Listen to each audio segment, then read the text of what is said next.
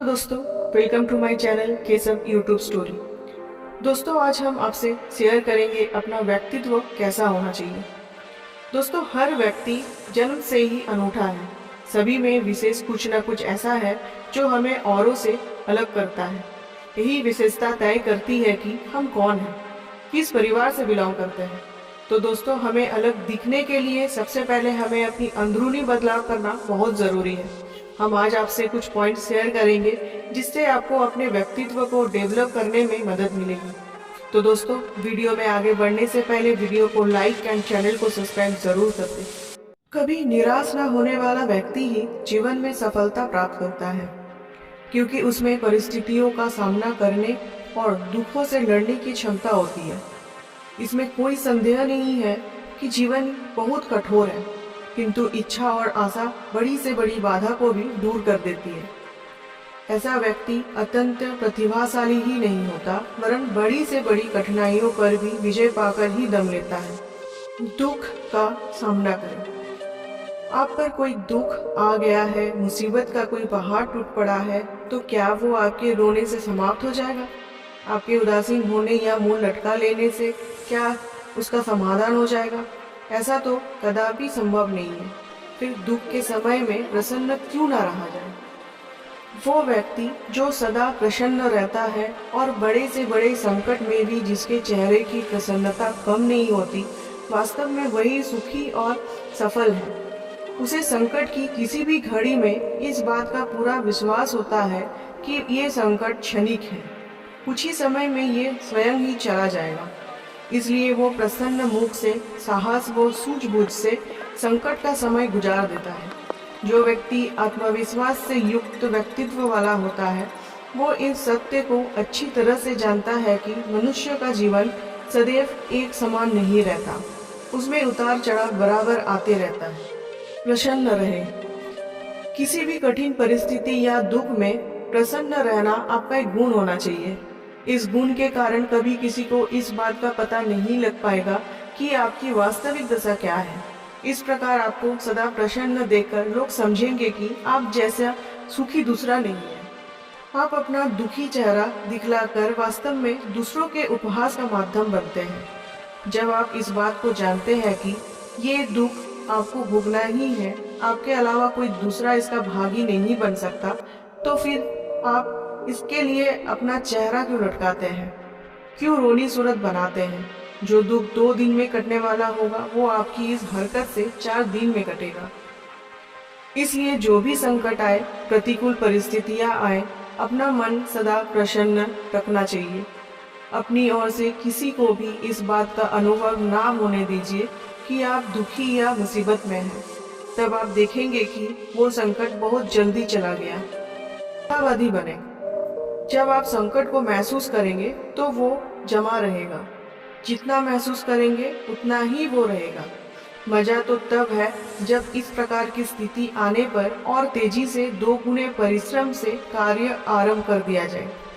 निराशा, उदासीनता या अवसाद की सबसे बड़ी औषधि है आशा, सफलता और सुख पाने की चाह। इसका सबसे सरल उपाय यही है कि प्रातः आंखें खुलते ही अपने आप से आशा भरी बातें कीजिए, जैसे आज का दिन बहुत शुभ है, आज के दिन में रचनात्मक कार्य करूंगी, मैं दिन भर स्वस्थ व प्रसन्न रहूंगी। दिन भर इसी प्रकार की पॉजिटिव बातें आप अपने आप से कहिए और कहते रहिए। इस बीच यदि आपसे कोई गलती हो जाए या कोई किसी बात को लेकर आपकी आलोचना करे, तब भी निराश या उदास मत होइए और ना ही तैस में आइए। ऐसे अवसर पर कहिए, गलती तो बड़े से बड़े महापुरुषों से भी हुए हैं, यदि मुझसे भी हो गई तो कौन सी विशेष बात है। मैं अपनी इस गलती से शिक्षा लूंगी, भविष्य में इससे श्रेष्ठ कार्य करके दिखाऊंगी। दूसरे की कही बात को भी माइंड से निकाल दीजिए और अपने माइंड का संतुलन बनाए रखिए। जैसा करोगे वैसा भोगोगे। सच तो ये है कि कोई भी मनुष्य इस दुनिया में दुखी या दरिद्र बने रहने के लिए पैदा नहीं हुआ है। ना ही किसी को अपनी उदासी या निराशा का अंधकार फैलाने का अधिकार है। परमात्मा कभी ये नहीं चाहता। उसने केवल एक व्यवस्था बना रखी है कि तुम जैसा करोगे वैसा भोगोगे। इस व्यवस्था के कारण जैसा आप करते हैं वैसा ही फल पाते हैं। तब इसमें रोना या दुख करना किस काम का। एक व्यक्ति को आपको निश्चित तिथि पर काम करके देना है और वो तुरंत आपको भुगतान करने पर राजी है। उसी दिन उसका बाहर जाने का भी प्रोग्राम है। यदि आप उस दिन काम पूरा करके ना दे तो इसमें किसका दोष है।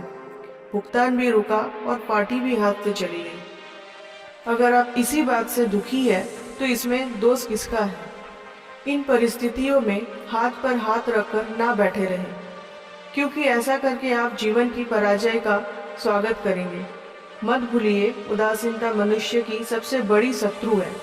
इसलिए उदासीनता या निराशा को कभी अपने मन में स्थान नहीं देना चाहिए तथा अपना मन सदा उत्साह और उमंगों से भरा रखना चाहिए। तभी आत्मिक शांति और सुख की प्राप्ति हो सकती है। मन को वश में रखें। भगवान तो सदा यही चाहता है कि हर व्यक्ति अपने मन को वश में रखे। चंचल मन को अपने वश में रखने की शक्ति भी भगवान ने प्रत्येक मनुष्य को दी है। यदि हम उसका सही उपयोग ना कर सके तो इसमें भगवान का क्या दोष।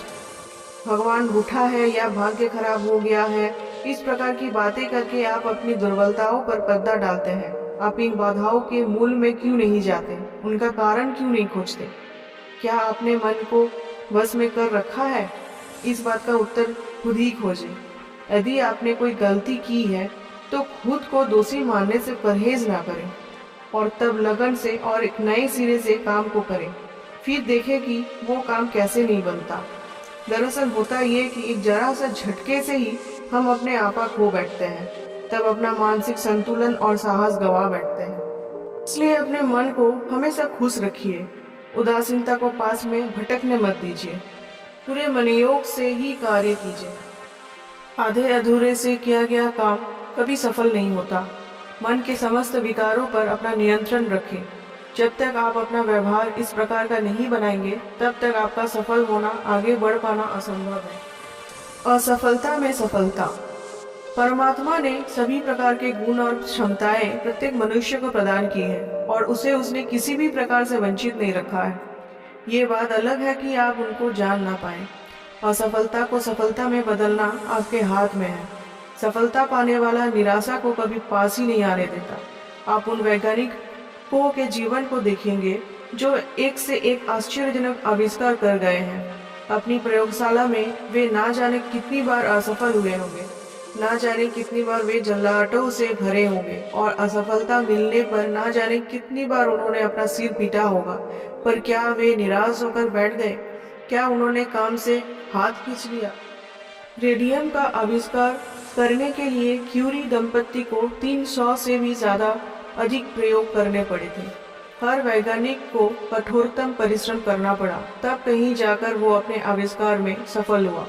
इनके जीवन से हमें प्रेरणा लेनी चाहिए कि किस प्रकार निरंतर संघर्ष कर, साहस न छोड़कर वे अनुसंधान करने में लगे रहे। हमें भी उनके समान कठोर परिश्रम करना चाहिए। बार बार की असफलताओं के बावजूद वे कभी निराश या उदासीन होकर नहीं बैठे। इसमें कोई संदेह नहीं कि मानव जीवन कठोर है, किंतु आशा की किरण रूपी लेजर बीम कठोर से कठोर बाधा को भी भस्म कर देती है। आशावादी व्यक्ति संसार की बड़ी से बड़ी कठिनाई पर विजय पाकर ही दम लेता है। इसलिए आप भी अपने मन को आशा भरे विचारों की शक्ति से बलवान बनाएं। इससे निश्चय ही आपके उत्साह और आपके कार्य करने की ऊर्जा में वृद्धि होगी तथा निराशा भी दूर हो जाएगी। तब आपको न केवल सफलता मिलेगी बल्कि आपके अच्छे व्यक्तित्व का विकास भी होगा।